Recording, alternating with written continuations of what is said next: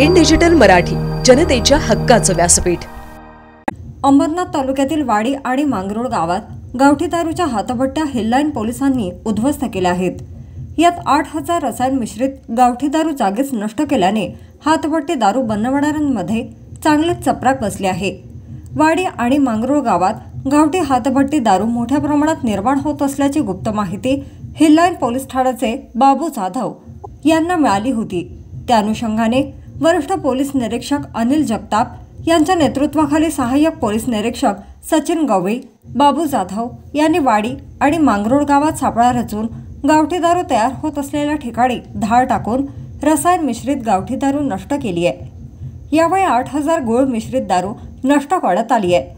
आता या प्रकरणी आरोपी रमेश पावशे आणि विष्णू पाटील यांच्या विरोधात गुन्हा दाखल करण्यात आला असून त्यांचा शोध पोलीस घेत आहेत।